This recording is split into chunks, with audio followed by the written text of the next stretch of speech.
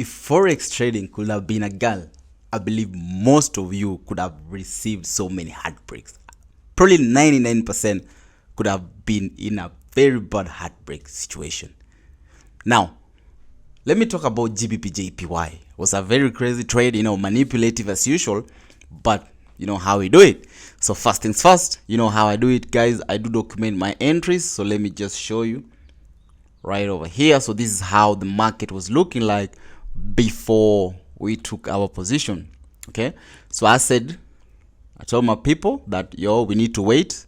You can see once again, just confirm, this was on February 28th, and today is 29th, I believe so. And you can see right here, I said, she's almost ready. And then I said, okay, now this is a very tricky trade. Take it if you're okay with it.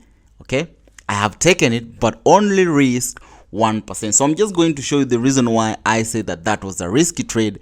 And you guys had to be,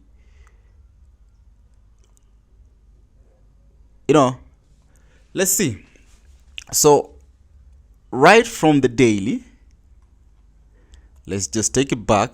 So we see that this is the kind of a pattern that this market was giving us. Okay, so we have this type of triangle. Okay, so we have first touch, second touch, we also had third touch, price gave us a reversal, and also we also had another touch. But now if I look at this type of a pattern or type of an approach that this market was approaching that trend line, it just gave me that was a kind of a contraction channel, and that was just a good sign that this market was ready to reverse to the downside. Because most of the people were in for buys. GBPJPY has been overbought for some time, so I say let me just take this opportunity to see if I can get a sell position. So let me take you back to the H4. All right, okay, now to the H4, this is what we had.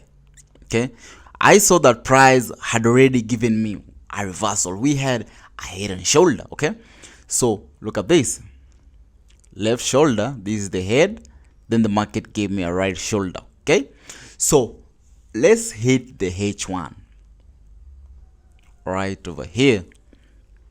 All right, now from the H1, I was anticipating that price should give me a continuation pattern, which should be a bearish flag, as usual. So that is when I hit the 15, to wait for market to give me those kind of structures that I was anticipating. So first things first, I saw, okay, this might be the case. Okay, so one thing I said, okay, let me wait for price to do something like this, but price just kept on moving. Let's see. So we had that, and I said, no way, this trade is looking somehow manipulative. Okay, so let me see. Already price started destroying all the pattern that I was looking for. Then I said, okay, somehow if I have a support line over here, and let me just say, okay, let me call this a double top, because now price is somehow being crazy. Let me call this a double top. So when I say that's a double top, I went to the H1, and that is when I did execute my entry position. You guys can see, basically, in fact, I was late, so I made an entry when this candlestick, that bullish candlestick, let me just show you, this one was retracing. That is when I called in for buy position, I believe. So we can maybe refer to this. Yeah, you can see right here we had that bullish candlestick. That is when I called for a sell position. So the reason why I said that this market is tricky and was very risky to take a position is because I never saw clear structures. I never saw good continuation pattern. And I said, there's no problem, I'm going to watch you. Okay, but first things first, I need to understand how price is going to react to this level right here, and also this level right here. So to be on a safer side, I decided to make my stop loss above this level right here. You guys can see that. Okay, so let's see what the market did. All right, basically the market started being crazy. It started doing this. So I'll remove this.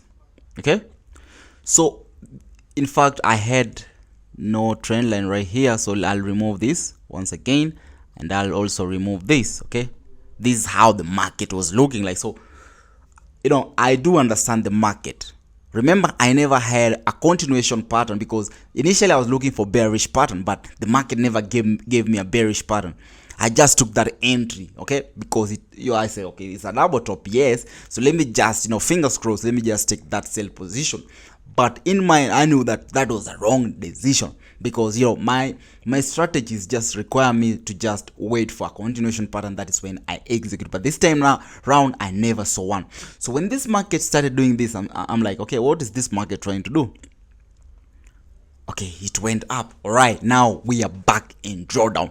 But at this time, I started interpreting the market more. Okay, that is when I said, okay, she's now being manipulative. Then I said, okay, somehow maybe this market is giving me a trend. That is when I had this trend line.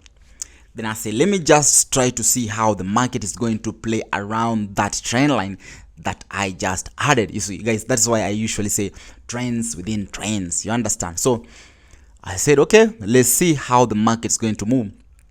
So I went back to the to the 1 minute, basically. Before that, let me just rewind once again. Guys, you need to be keen. All right, so I went to the 1 minute. Before going to the 1 minute, let me just do this. Let me just have this right here because we're going back to the 1 minute, not H1. All right, sorry, let me just have it right there. So let's go to the 1 minute and understand what this market is doing, because right now we understand that the market is kind of giving us a continuation pattern. Okay, so now the 1 minute we started seeing patterns. Then I said, okay, this market or price has really gone up like this with an impulse. So there is no way that this market will continue going up. There's no way. I really had confidence that this market, since it has given us first touch, second touch, I really had a confidence that it was supposed to go back right here. So I went back to the, okay, we're still at the 1 minute. Then of course we had a trend right here, guys, trends inside trends, something like this. So right now I said, okay, this is amazing because we had this type of an approach. Probably the market might do this, or maybe this is the left shoulder, the market continues going up, comes down, give me the right shoulder, that is when it drops.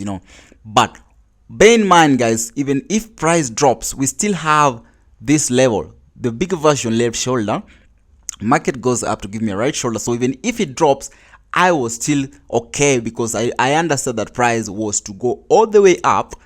Then now that is when it breaks, because we had now first touch, second touch, and now the third touch. So left shoulder right here, head, the right shoulder. So those are the things that were on my mind. So despite all those pullbacks, I never cared what the market was doing. I tell you guys, every day, as long as you understand the market, everything will be okay. So despite you being in a drawdown, guys, you should be calm because you understand that that is the market behavior, or that is the nature of the market. The market won't just go towards your anticipated direction at once. Okay, so let's see.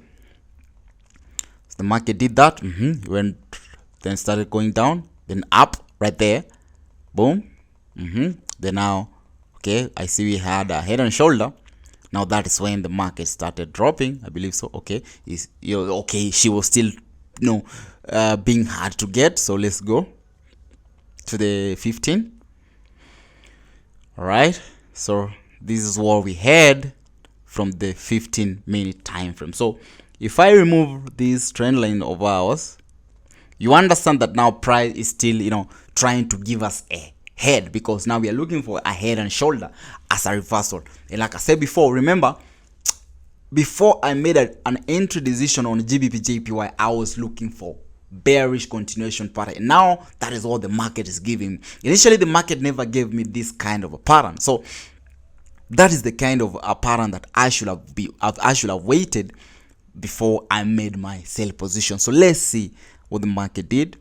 All right, so right now the market is